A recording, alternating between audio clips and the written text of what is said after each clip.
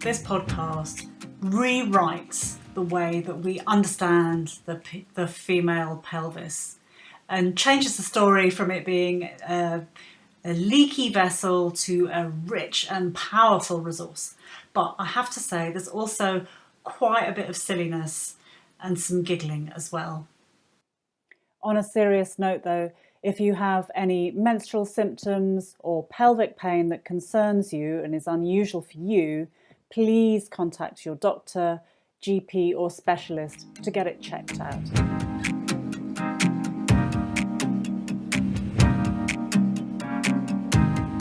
Hi, I'm Kate, and welcome to Life an Inside Job, the podcast where we explore how to nourish our inner worlds and make them a great place to hang out, so our outer lives can become more fun and meaningful and satisfying. This week, it's all about the female pelvis.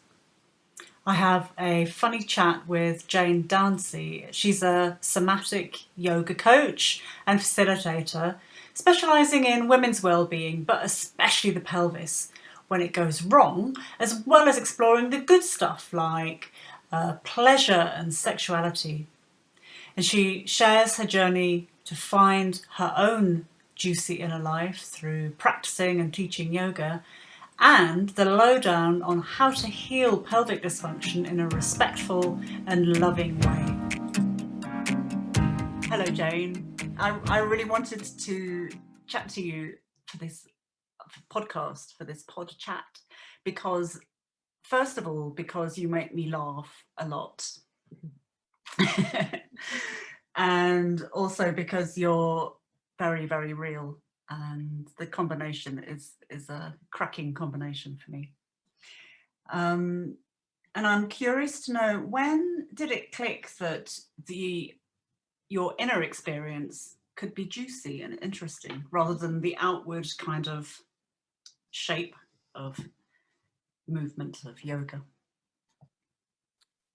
Well, first of all, thank you for inviting me onto this, and I love it when I hear that I make people laugh, because I do think that the world of somatics and yoga and sort of spiritual business can get a little bit dry, and I always inner and outer. Stop it, Kate. We'll talk about inner dryness later. I always really appreciate it when I'm with teachers or facilitators who crack a joke and make me laugh. I'm sure it helps learning. Yeah. So and it also helps to release the diaphragm. So actually, it does have a very, very positive inner experience. Absolutely. And then if you start smiling, well, then there goes your oxytocin. Yeah. Exactly. I should fully disclose to listening land out there that I'm actually wiping tears from my eyes because I was laughing so much we couldn't actually record anything. So, yes, there is moisture in the building. Okay. Yes. So inner and outer. Inner and outer. Yeah, so when did it get interesting, the inside? I've been teaching yoga for about 15 years, and I went through a very bog standard learning through the British Wheel of Yoga, 1 year foundation, 3-year teacher training. It was on my doorstep. It accommodated me having a newborn baby. There wasn't much about the inner life, I suppose. And then I went from that to doing a lot of quite more strenuous, big yoga for an American method of yoga that was very much about big expansion, big sensation, feeling, lots of handstands and Sounds great. Sounds great for a postnatal body. Yeah, I mean that is should just say clearly that this typically is not that helpful for your average postnatal person to throw yourself upside down. No, but I think it really went into that feeling of like I needed to do more. It needed to be bigger, and it had to have greater sensation, which is the Western world that we live in, and probably lent itself well to my background in studying fashion, very very competitive, and then working in film and TV. So it was known. There was something known to me for that, and then things started to shift, and I began doing training with Mark Walsh of who runs the Embodiment Conference, and I went on his Embodied Facilitator course, which is a year-long course of different modules, and you very slowly go through this journey of discovery about yourself, and it was that big realization of that I had just been going through the motions of yoga, my own practice, and teaching it without really sensing into what was happening for me and what my body wanted to do. It was very much a dictated practice from teacher to student of like, do this, put your leg there, that's how it should be, and also the teacher looking at the student's body and saying, this is what's going on for you, and I can make it better. Yeah, that was an involuntary moan because yeah, that feels so bad. That was how most of it was going back in the day. And at that time also I started injuring myself constantly, and the message that I received from teachers, higher up teachers, was do it more, you need to clear it, you've got to go deeper. Wow. And my body wasn't happy, and I think there was an inner rebellion starting to go on, and Thank God for that. I know, thank God. And so I started doing this embodiment stuff, and we would do really simple exercises like walking around the room, nothing fancy, walking around the room, just like normal walk, not like meditation walk, but just how you would walk to the bus stop, and noticing how you were in yourself. And then noticing how you were in relationship to the other people. And little simple exercises like that were so hugely illuminating about myself, my body, my relationships, in a way that 10 years of yoga and a good few years of therapy just didn't touch on. So how did that translate into your outside life though? So the thing about walking with awareness, how does that translate into changing relationships in the outside world? Because I find personally it's very easy to be terribly aware and sensitive and rather smug in a workshop. Stick me on a bus stop and it's a matter of survival. Let me shine my inner self up, that kind of thing. Yeah, so I suppose it started like, say if I was doing something like I was walking on doing the school run, and I would think, right, what do I need more of? Do I feel depleted? Do I feel, where's my gaze going? Is it going down? And noticing how how I was physically, psychologically, emotionally within my own posture and my bodily based sensations, and then thinking, okay, what might be helpful, and then bringing it into my walk. So I would walk with, maybe if I wanted more purpose or I wanted spring, like what does that look like? Not being something else that I apply to myself, but that first thing of noticing, and then giving oneself time to think, right, what might be useful, and what would that look like, and how does my body do that? So it's not like, oh, I want spring, I'm gonna put that into me. It's like, how does my body express spring, or not? And it's that thing of not being attached to outcome, bringing in a good old hefty dose of curiosity, and, dare I say it, compassion, Mm. which, Yeah. you know, is a tricky one. Mm. How many times do we bring compassion into our stride as we're striding down the streets doing the Yeah. school run, or not? I mean, nowadays the funny thing is I don't do it anymore, and I really miss it after years of complaining. Yeah. How do we know what our bodies need? And what you're talking about, I just want to point out and sort of frame what you're talking about. What you're talking about is actually something that's both very simple, but it's also very sophisticated, Mm. because it does take quite a long time to become aware of this stuff in the workshop room or in the studio or whatever, and then a lot of practice Absolutely. holding consciousness outside the school gate, say, takes a lot of practice and a lot of determination and consciousness. So I would really like to kind of salute your commitment to yourself.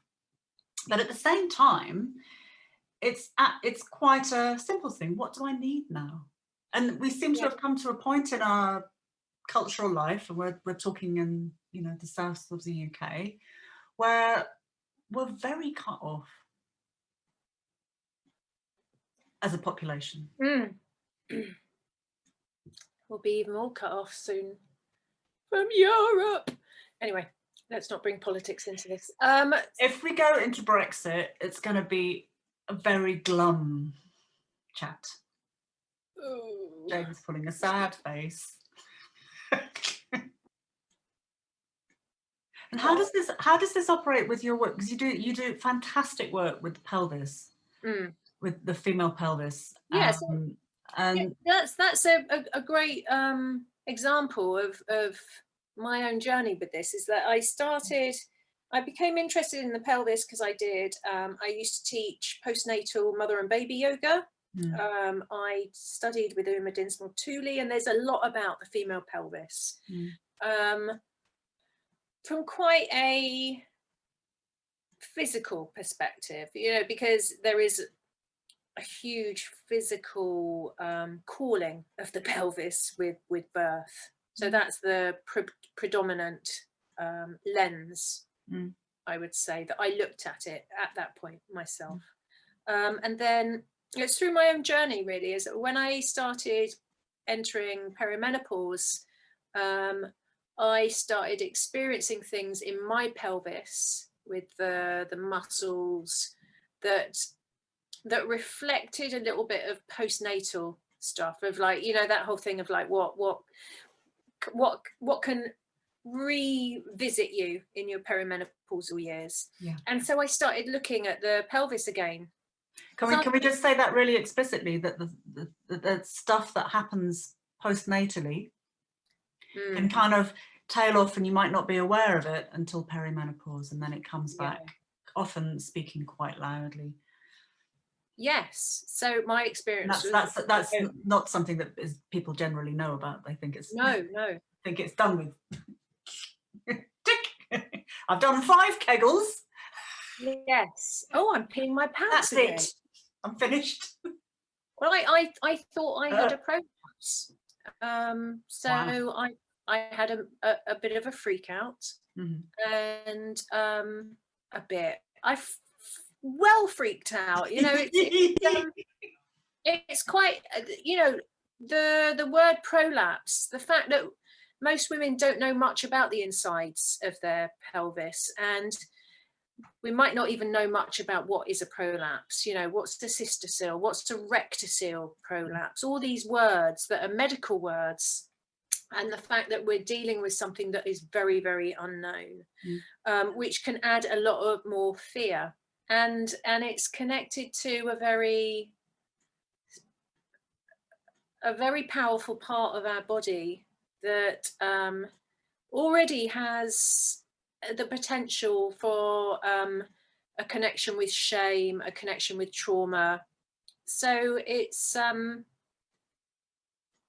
not just a physical freak out. There's so many different layers to that. So I started doing my research, because I love a bit of research, and I started because I was doing the embodiment as well, I started joining the dots up of realizing that it wasn't, there was so much more than just the physical layer, because I was really aware of my own patterns with my own relationship to my sensuality, sexuality. I was starting to explore tantra, and yeah, joining up the dots between the physical, the psychological, the emotional, and the spiritual perspectives of pelvic health. And that one, it's useful, it's so useful to look through all of them. And so I started, I did a course in person in my local town on pelvic health, pelvic floor health. And I started dropping in seeds of other bits as I started to explore it. I was reading The Wild Feminine by Tammy Lynn Kent, Naomi Wolf's book, The Vagina, and I just couldn't get enough of reading about this immense subject. And so the course has grown with my own sort of understanding and development and sort of digestion of how so many layers, there's so many layers to this, and that the physical is very much a reflection, a mirroring of the of the internal, you know, that inner outer, of like what's going on with the physical elements is very much like how does that speak to what's going on a psychological, on an emotional level. Absolutely. So for somebody who has either fears about having a prolapse or has been diagnosed or something, and they hopefully will be getting the right kind of care, maybe we'll stick some links underneath this conversation about where people can go. What are the sort of emotional breadcrumb trails that they might follow to try and unpick the psychological and emotional stuff? Well, I think first of all, I would say get support. Yeah, because if a woman's got an issue with her pelvis and she goes to the doctor, the reality is that your average doctor doesn't know much about the female pelvis, and actually also a gynecologist probably won't know that much about the workings, the intricate workings of a female pelvis and the organs within. Wow. They won't. A lot of the time there are the so many women have told me about how surgeons have said, well, let's just take it all out right now. If they've got maybe a cyst on one ovary, they make a suggestion that they whip it all out, with a lack of knowledge of how each part of the female pelvis has very much and it is very much an integral part of the health and well-being. And yes, a woman can be very, very well without it, but there are reasons why all of those parts are in there. So yeah, get support, and also I would say your average. So this is the route I took. I went to the doctor. They sent me to the physio, the women's physio, and actually I was talking to I ended up telling her stuff that I don't think she knew about or hadn't explored. I think that is starting to change, but the reality is that a lot of the knowledge on the pelvis comes from very old 17th century diagrams of the pelvis, which is a male pelvis. There is a lack of knowledge around the how a female pelvis should be held within posture, and not much thought to go into the fascial the fascial web of the interconnective tissues of and the word that I would use is biotensegrity, of how That's a in very actual good word. fact, Say it again. biotensegrity. Bloody hell. I know. I wouldn't even attempt a word like that. I practiced. Good plan. The most amazing. Check this out, Kate. In actual fact, our pelvic floor, which is actually not the pelvic floor, but the pelvic diaphragm, it's not supporting the organs, because the organs, it's not like there's a shelf that the organs sit on, because the organs are very beautifully spun in this web of connective tissue. Mm-hmm. You know, it's like what's that word of you know, when you get liquid that's got stuff in it that's held in it? Suspension. Hmm? Suspended. Yeah, suspended. A bit like yeah, it's suspended in liquid and tissue, like a beautiful web. It's not like it's all there waiting for the pelvic. I think that's really important to know that, because the general sort of idea about pelvic floors is that you've got it's on the floor, it's on the bottom, and it's kind of weighed down, like me in a hammock, like me lying in the hammock in the garden. Absolutely. You can see when I'm in the hammock, right? And I'm not like that. Little slit in that hammock, and I'm just going to be whack on the grass. But the thing is that this is where the word where it's really useful to think about language, because it's like the word prolapse. It's like the way that they describe a prolapse of things falling out. Things don't fall out. They get disrupted. Organs get pulled to one side, and they start to find it harder to operate because there's tissues pulling. And the other thing that I found out recently, which is for me was something I didn't know or hadn't thought about, which is huge for the work that I do, is that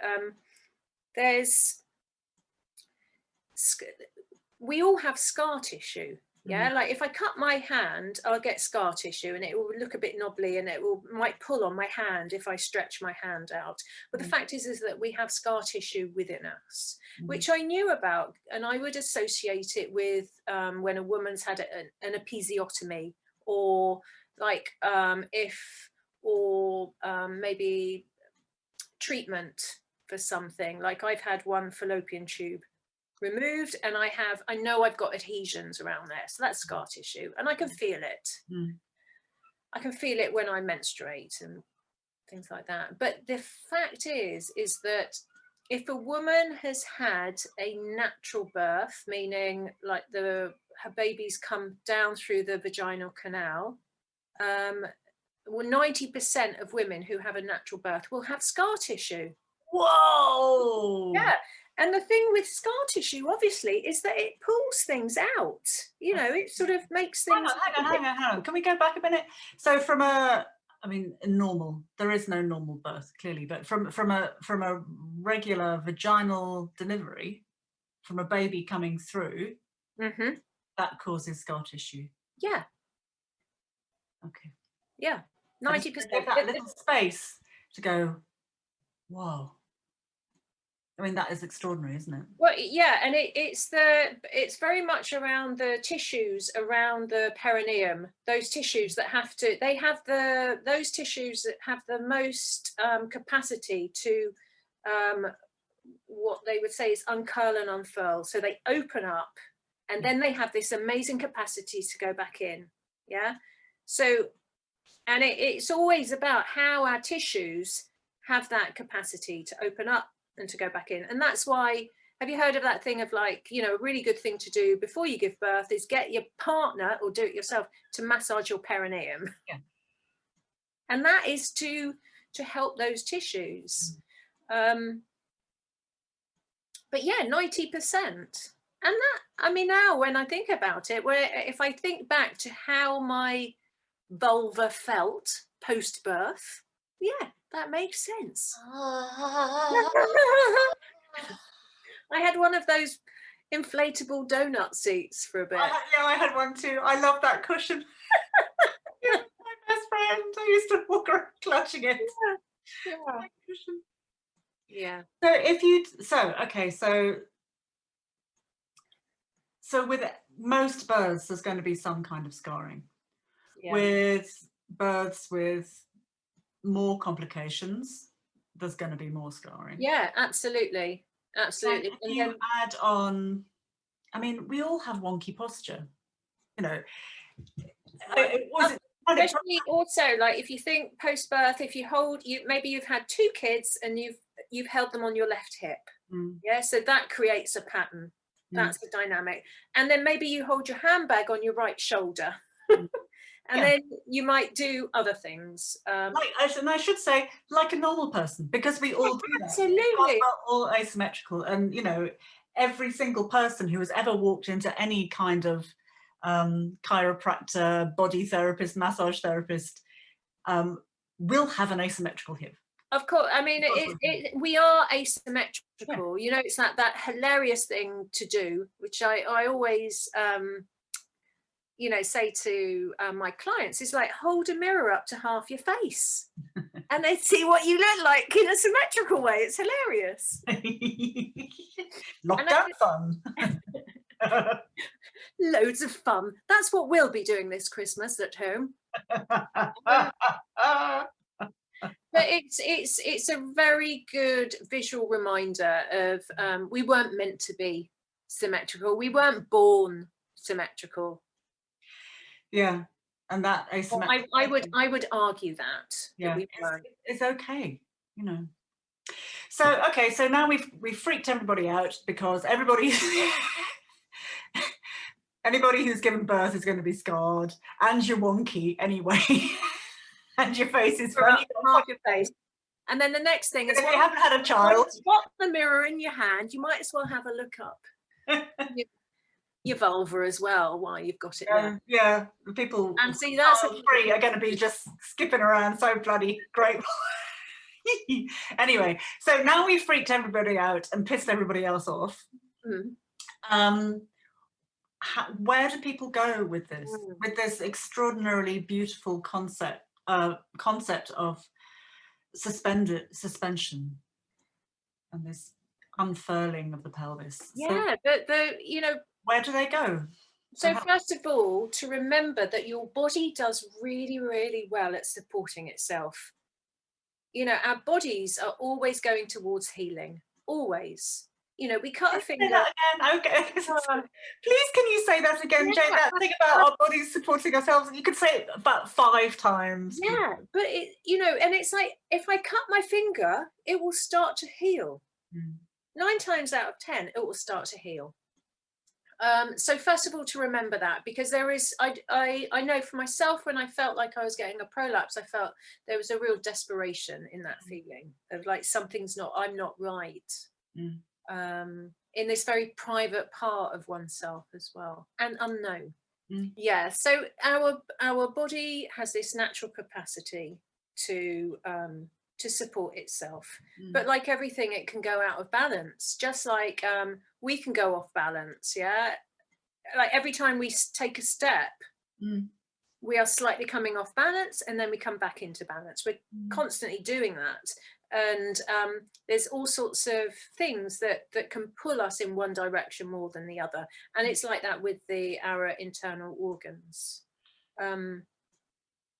So it's really, really normal, and there's so much that a woman can do. So first of all, just noticing what are the sensations in her pelvis, in her vulva, inside the vaginal canal. Is there a contraction, or is there a feeling, or is there no feeling? There is that myth that of having a loose pelvic floor, loose muscles, and in actual fact, the majority of women have tight muscles, but through that tightness, those tight muscles create a weakness, because if we go through stress, we tend to pull up, the body pulls up. Yeah. So every time that we might experience a little teaspoon of stress, there is a pulling. Mm-hmm. And it's like if one goes into a situation that one might not feel comfortable in or safe, again, what happens?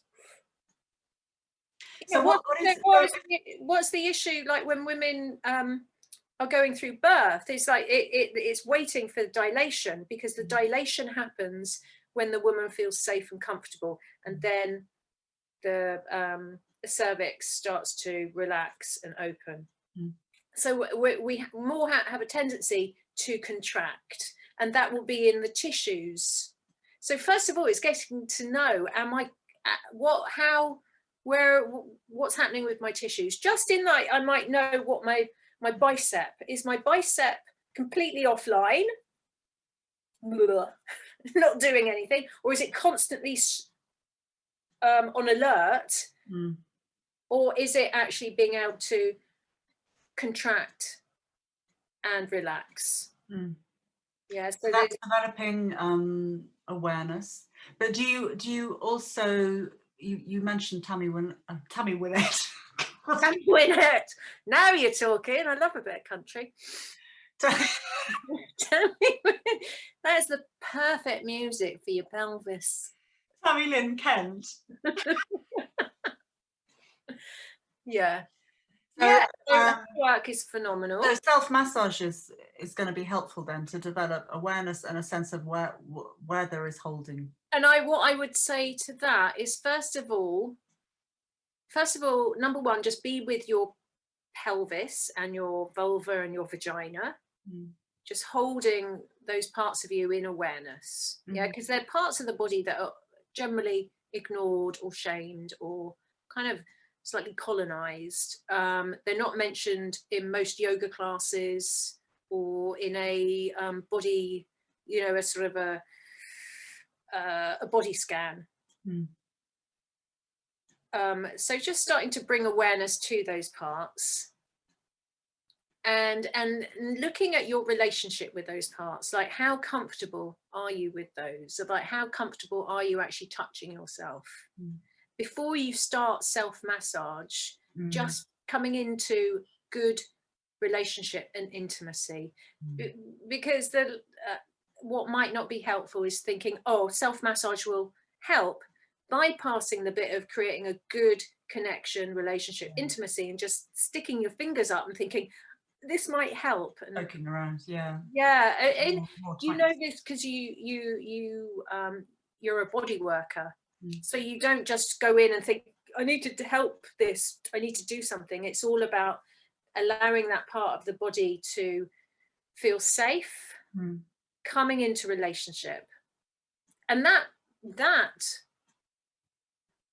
is the body of the work. That is the bread and butter of the work. It's a bit like having a yoni egg. I've got my pot of yoni eggs that have sat there for a long time, in that it's about coming into that relationship before popping one up. Yoni egg. Because so that might take a very long time though, because of the layers of shame. And we should also talk about trauma, sexual trauma, and trauma from birth and other medical intrusions. That must, if you're well, first create a loving relationship. Well, 20 years later. Well, I talk about bodily based consent. Yeah. So first of all, knowing when your body is saying yes and knowing when your body says no. So actually knowing when the tissues of your vulva, your vagina are saying yes, and when you're saying no to touch. So when they're saying yes, that would be a very specific sensation to when they're saying no. And that's why I brought up the yoni egg, because what might not be so helpful is to think, right, I've read that a yoni egg can help my the awareness of my internal tissues of my vagina, or it might help sensation or muscle, the dynamics of the muscle. So I'm just going to put one in and see if it works. So there's no relationship, there's no intimacy, there's no consent. And this, the pelvis is a part of a woman's body where a lot of the time consent is violated. A lot of the time through medical procedures, through when you've had a general anaesthetic, like you might think, yeah, I want this, it's happening, but there is still maybe not the consent. I mean, the last time I went for a smear test, I did a bit of work around kind of having a conversation with my pelvis of like, this is what we're going to do. And I actually said it out loud to the nurse that, okay, we're ready for you. Because that meant a big deal for me. So when you go to your average doctor and you're told to do Kegels, everything that you've said, or probably what will happen is there'll be some sort of physical examination involving poking, and then they'll say do some Kegels like this. Well, hang on to your pee. There's pelvic floor contractions. So the average treatment for stress incontinence and potential prolapse is the opposite of what you're suggesting. I mean, I just want to be very clear that what you're suggesting is the opposite of mainstream medical advice. Absolutely. That's not to say that there's a place for Kegels, but first of all,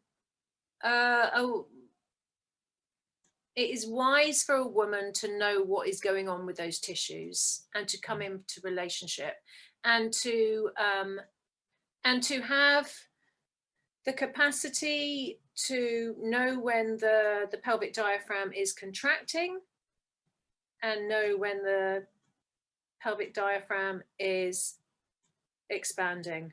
And to really be aware of how it feels when those tissues are relaxed, and to be able to relax those, and then to work out is where is the tension. Is it in the right side? Is it in the left side?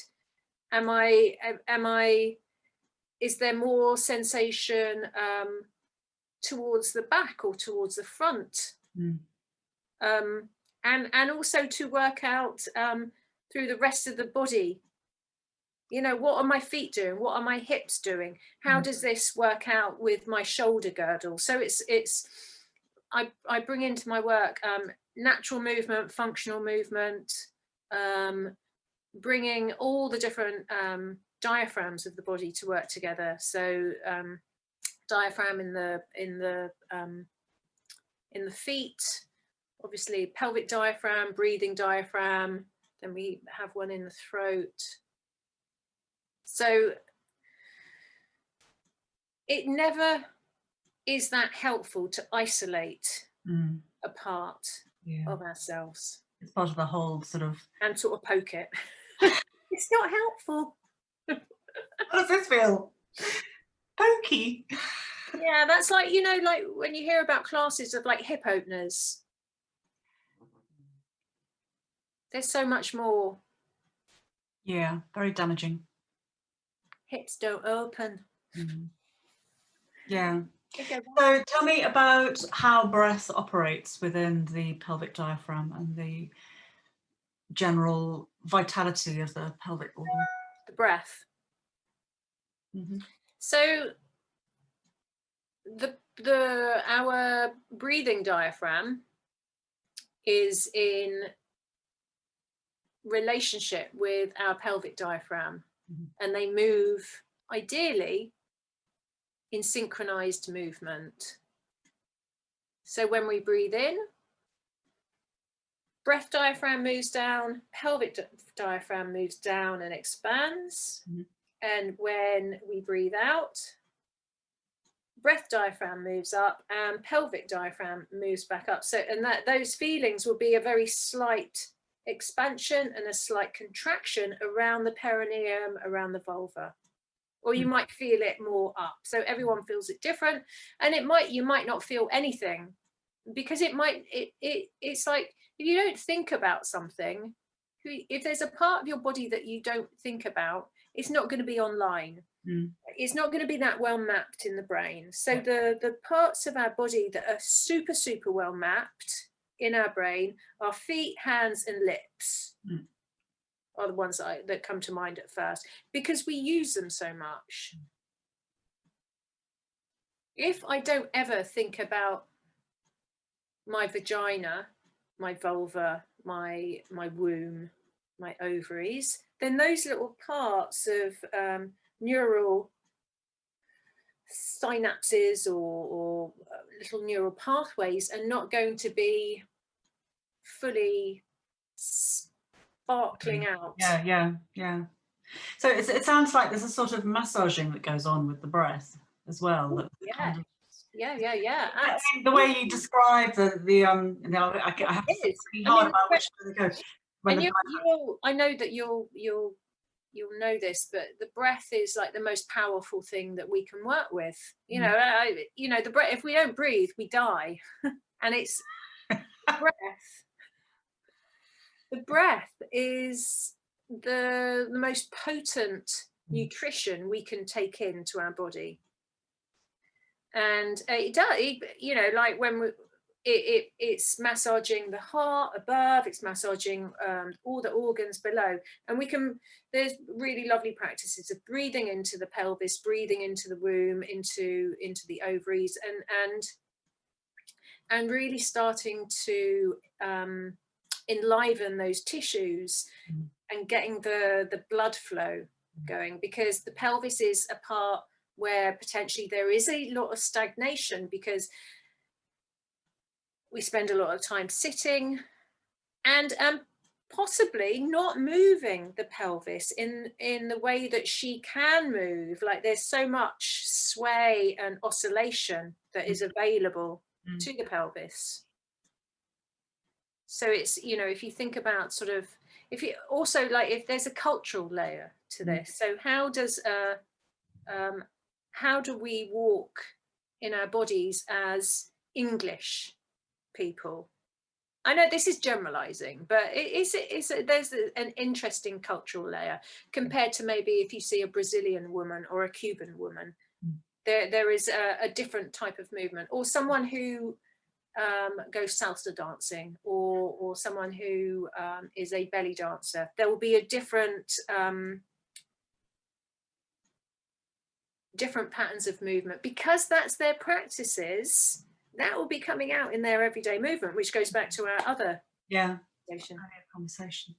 So what I'm hearing from you is that if there is some sort of fear or possibility of prolapse, then building sensation and awareness is the first thing. Building a loving and compassionate relationship with your downstairs department. Absolutely. And bringing the breath into play. Yeah, and then looking at the things that can be helpful, like something like toileting habits. What kind of clothes am I wearing? If I'm wearing tight belts, that will be restricting my breathing, and it will be pushing down onto my pelvic diaphragm.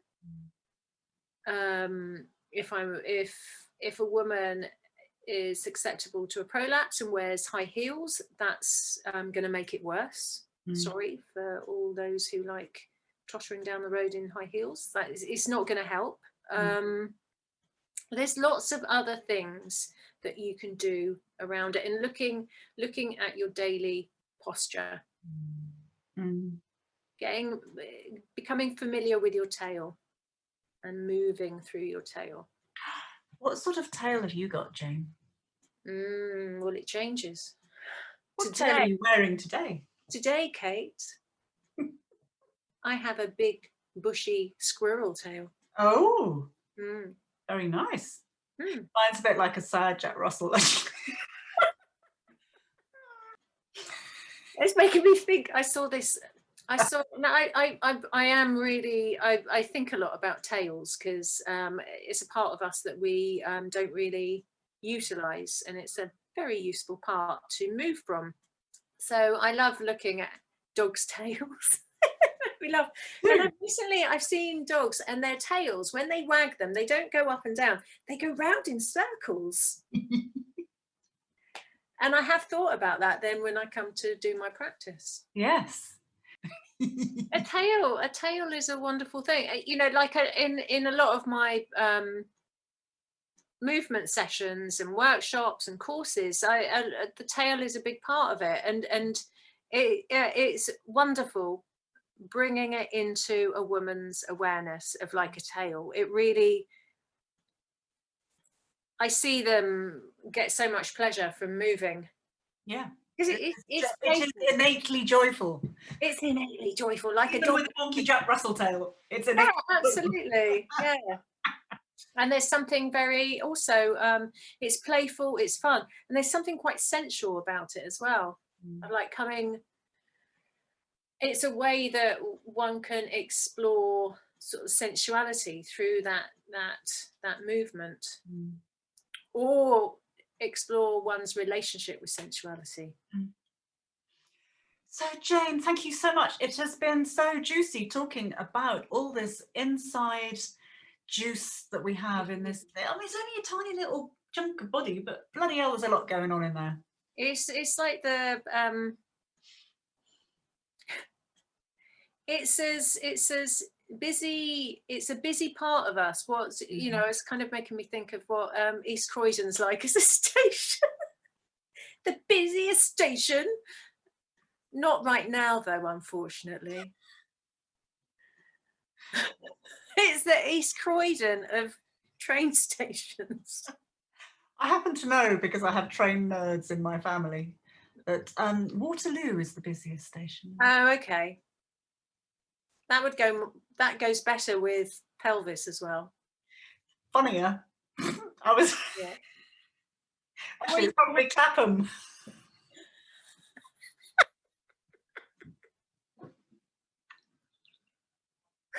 Or Lewis. Stop it. We could run with that. But we won't. No, that would be cruel to people. Bird. So what is your tippy top tip, please, for a delicious inside life? And that could be about pelvic health or just inside world in general. What works for you, actually? What do you do regularly? To slow down and become curious. And I like the word curious, because if I'm curious, I'm less likely to be criticizing or judging. It's a quality that is more expansive, and things can arise. And playfulness. Yeah, and to be curious. The slowing down is how we work out what's going on for ourselves. And to be curious requires compassion first, because if you're sort of full of judgment and shame, there's no space to go. Yeah. What is happening?